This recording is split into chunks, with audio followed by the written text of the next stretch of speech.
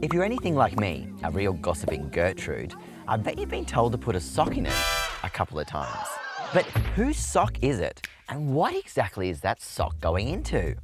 And sidebar, is it clean? Because ugh.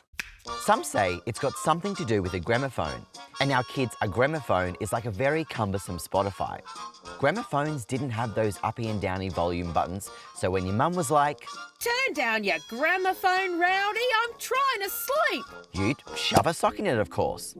Can you imagine those old-timey richos shoving socks into their extremely fancy gramophones? Actually, neither can I, which is why this theory brings out a few sceptical Susans. Those Susies are also sus on the timing. The gramophone had been around for quite a while before the phrase came into being. Another theory is that it comes from stuffing socks into horns to mute them, but we've actually had horn mutes all the way back to ancient times, so there's really no need to be shoving socks in our horns.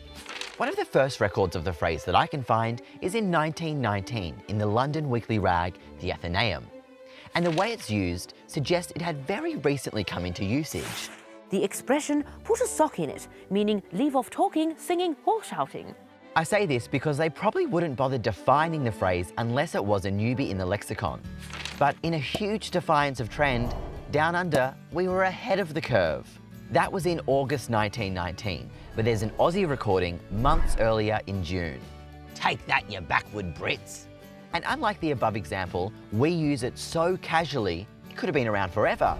There was only time for a Dixie a gunfire and a hurried dig in the grave. No chance of Posy and Rudy at the Cain and Abel today. It had begun to rain and some chaps called out, "Send it down, David."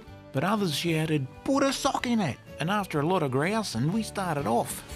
So, was it Aussie or British? Well, we loved it so much down here. It appeared in a World War I novel by Australian Frederick Manning, which was so rude it couldn't be published in his lifetime. "I'm not miserable, Corporal," said little Martlow. "We're not dead yet, only I'm not fighting for any fucking Belgians, see? One of them buggers wanted to charge me 5 francs for a loaf of bread. Well, put a sock in it. We've had enough bloody talk now." We don't know for certain if it's British or Aussie, but it sounds like it originated somewhere in the trenches of World War I. Then, of course, there's the obvious explanation that this is not a theory so much as a literal practice of shoving socks in people's mouths to shut them up. And that's why we say, put a sock in it.